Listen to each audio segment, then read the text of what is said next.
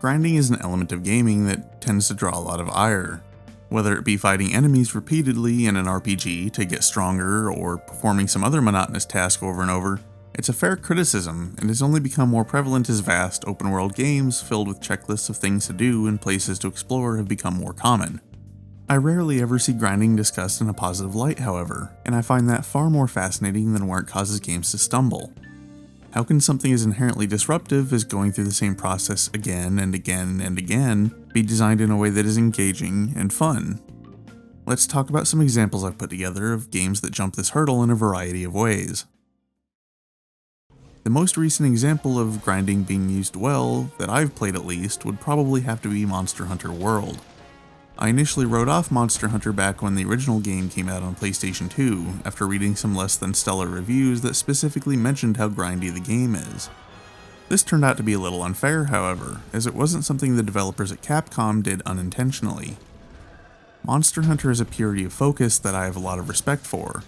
It's a game about hunting monsters, and just about every aspect of its design funnels back into, you guessed it, hunting monsters, including the grind.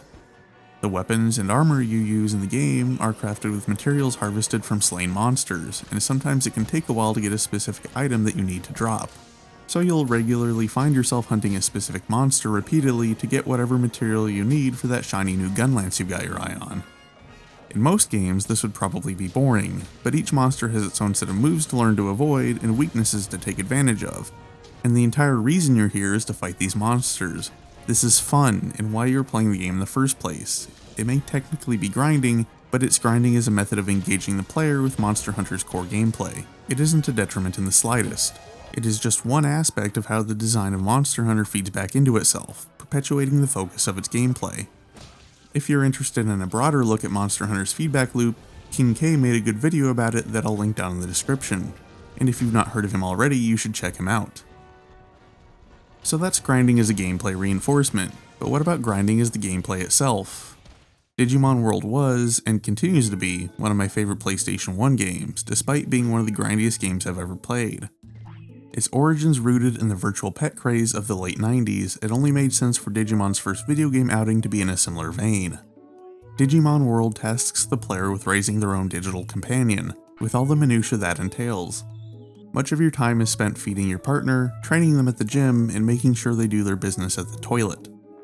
Raise them well, and get specific stats to the correct breakpoint, and they will digivolve to one of several more powerful forms, while failing to do so results in the Digimon dying of old age and reverting back to an egg, or worse, turning into a poop monster.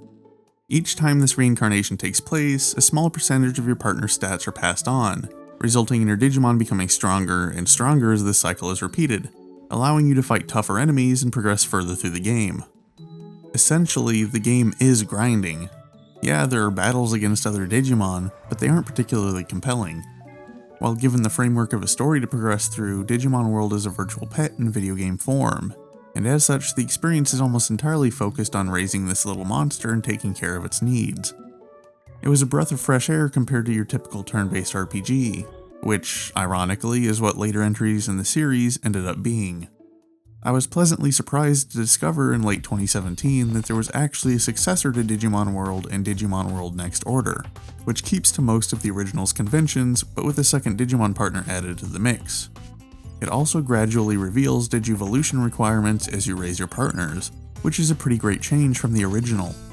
Digimon World was incredibly opaque about that, which meant either a lot of trial and error, or using a guide to figure out what your options were and their requirements.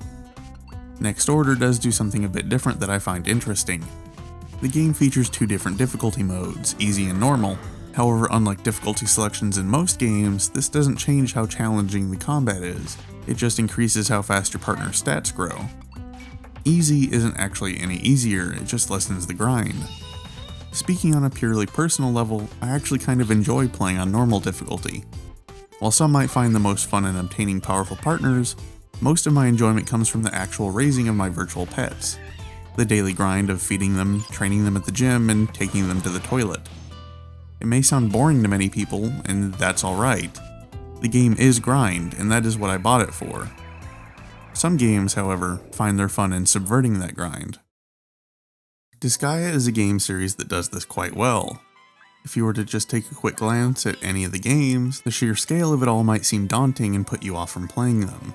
With a level cap of 9,999 and character attributes that can reach the millions, you'd expect quite a bit of grinding, and you wouldn't be entirely incorrect, it's just not in the way that you would expect. Unlike most role-playing games, Disgaea urges you to break its systems, exploit its mechanics, to find unorthodox ways of gaining vast amounts of experience and levels. Between floor panels that can grant increased experience to characters standing on them, certain enemy types that give significantly higher amounts of experience than others, a so-called cheat shop, and more, there are no shortage of ways to level up faster, and you will definitely want them too. A core aspect of powering characters up in the Disgaea series is through the concept of reincarnation, resetting a character back to level 1 but increasing their base stats significantly. Doing so gives them a substantial boost in power, and in many of the games you'll want to do this multiple times, especially if you want to attempt post-game bosses. I find this really fascinating because in the end, it's still grinding, just in a different form. By breaking the game's mechanics to level up quickly, it feels like you're doing something the developers didn't intend, that exhilarating rush of breaking the rules. Add in the puzzle of trying to put together more efficient growth strategies and the satisfaction of seeing big numbers, and you get a relatively normal grind with some unique twists that obfuscate the usual frustration that grinding brings. World of Warcraft is an interesting example of different ways that grinding can be implemented, and some of the changes they've made to it over the years are ultimately what has mostly driven me away from playing anymore. As someone who loved playing the Warcraft series when I was younger, being able to jump into and exist within the Warcraft universe was incredible. Traveling across Azeroth and performing small tasks for its denizens might not have been a grand tale of adventure, but it helped me feel like I was part of this world, like I left my own footprint. While some may disagree, Chris, Azeroth felt alive and it was easy for me to get sucked in. It's not an uncommon opinion in the slightest, but I've always felt that the game was at its height during the Wrath of the Lich King expansion. The world, the storytelling, and the gameplay all felt engaging, especially while leveling. With the introduction of the random dungeon finder at the tail end of the expansion though, things took a bit of a turn. Running dungeons repeatedly became the fastest way of leveling up, and subsequent expansions revamped several low-level dungeons to be more straightforward, which isn't inherently a bad thing. The result, however, encouraged people to sit in capital cities and just queue up for dungeons one after the other, running down hallway after hallway and mindlessly murdering everything in their path. As time has gone on, more focus has been placed on the idea that the game starts at the level cap, that everything prior is just a preamble, and if you aren't running dungeons repeatedly to speed through this process, then you are doing it wrong. Leveling has changed from being most of the content to being a content gate, a hurdle to be passed if you want to actually play the, quote, real game. It's been a shame to watch as, over the years, the world has been systematically driven out of World of Warcraft, replaced by a mindless grind on a dungeon treadmill until you're a high enough level to experience the current expansion. This isn't to say that I necessarily think World of Warcraft has become a bad game. There's still plenty of people who find it fun and continue playing, it's just a very different game from the one that I used to love.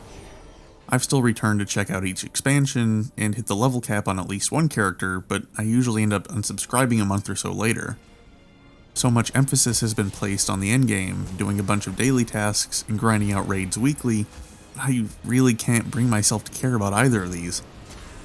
I don't have enough time or interest to make investing in this worth it for me anymore, but I do recognize that there are plenty of people who can't get enough, and these are clearly who Blizzard has been courting these past years.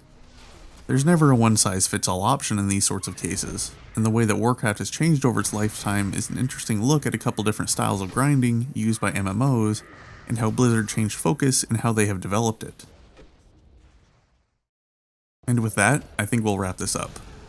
I'm sure there are other great examples of grinding done right, but this video is probably bloated enough as it is.